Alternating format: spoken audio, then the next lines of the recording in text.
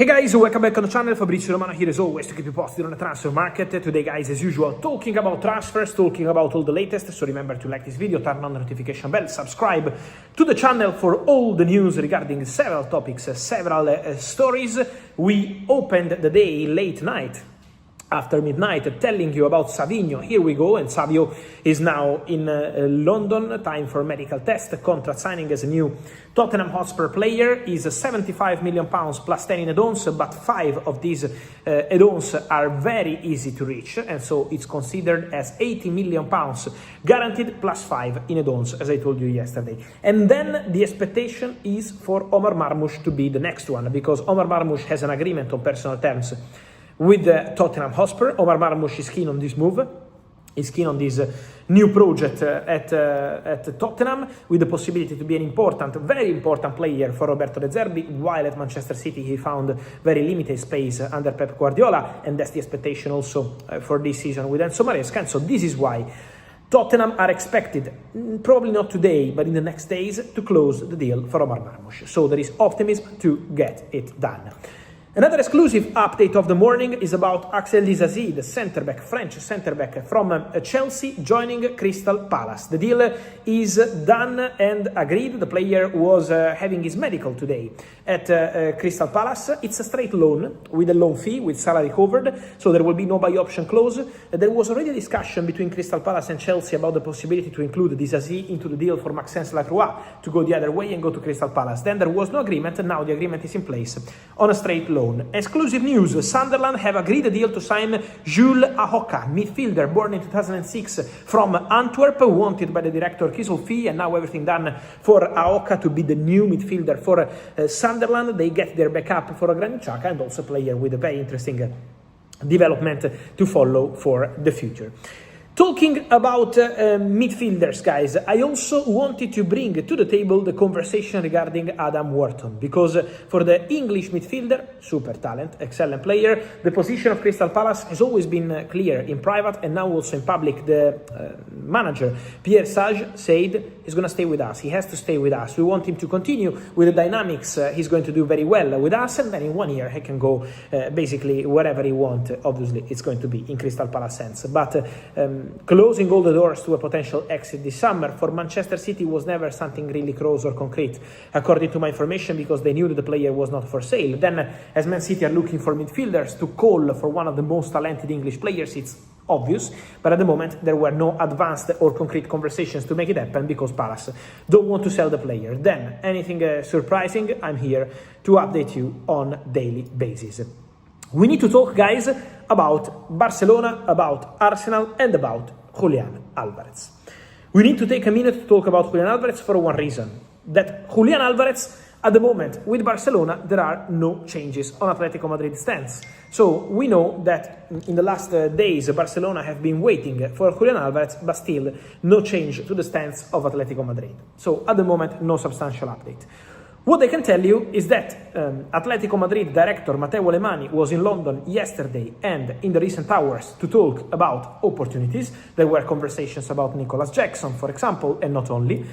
But talking about Arsenal and Atletico Madrid, what I'm hearing is that there was also a direct conversation between Arsenal and Atletico for Julián Alvarez.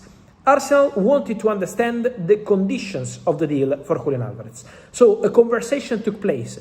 Julián Alvarez is a long-term target since some time for Arsenal. Arsenal were interested in the player already a long time ago when he joined Atletico Madrid. They've always been appreciating the player. So the fact that Mikel Arteta likes Julián Alvarez is not in doubt. And the fact that Arsenal have always been watching this situation of Barcelona and Julián closely, it's also reality.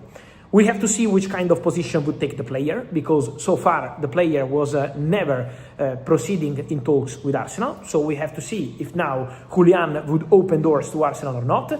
And then there is the financial element. How much Atletico Madrid want in order to sell Julián Alvarez, because Atleti keeps saying that the player is staying. Arsenal wanted to understand the situation, so there was a contact. Let's see what's going to happen from there. I'm not here telling you that Julián is 100% going to Arsenal, because this depends on the price, on the player position. It's not an easy story, as you can understand, but for sure is one to follow after there were contacts in London with Matteo Alemany involved. So we will have to follow closely this story. Many questions also on the situation of Lautaro Martinez. Talking about Lautaro Martinez, guys, today we have to report the quotes of Inter coach Christian Chivu. Chivu said, Lautaro is our captain. We are going to keep Lautaro with us for a very long time. I'm sure Lautaro is going to stay. So his quotes were something like, I can count on Lautaro for a long time. Then at the end of the statement, Christian Chivu says, Lautaro Martinez, is he going to stay 100%? When asked this question, he said, I'm not going to answer because the market is bastard, but for sure I count on Lautaro Martinez, and what I can say is that we want Lautaro to stay. This was the position from Christian Chivu, and is in line with what Inter were leaking about this story in the recent days. Inter always say that they don't want to sell Lautaro Martinez and they want to keep him the player. They want to keep the player at the club. So we have to see how Barcelona are going to move on this one. If they will submit an official bid, they didn't so far. At the moment, Inter position is very clear. They don't want to sell the player and they want to continue with Lautaro. Christian Chivu spoke in public, so that's the story. For now, we will have to follow the situation in the next days to understand more in terms of striker for Barcelona. Because so far, Barça have been waiting for a long time for Julián Alvarez, but again, so far, still no open doors from Atletico Madrid. More to mention, guys, when we are talking about the possibilities of announcements in the next hours. I expect an official announcement from Chelsea quite soon about the situation of João Pedro, because João Pedro yesterday signed his new contract at Chelsea. Everything is completed. João Pedro is staying, the new contract is done, and the announcement is coming quite soon. Talking about Chelsea and talking about Manchester City, today Enzo Maresca decided not to comment on the Enzo Fernandez situation. When asked about Enzo Fernandez, Enzo Maresca said, I'm not going to comment about the Enzo Fernandez situation because it's not respectful, he's a Chelsea player. But then he also said, I don't like when other managers talk about other players. And that was a message from Enzo Maresca, who I'm told sometimes he saw some quotes from other managers talking about his players, and so he wanted to send a message. But for sure, Enzo Fernandez remains a topic internally at Manchester City. There is still no bid to Chelsea so far, so we have to follow the situation in the final week of the summer transfer window, if something will happen or not.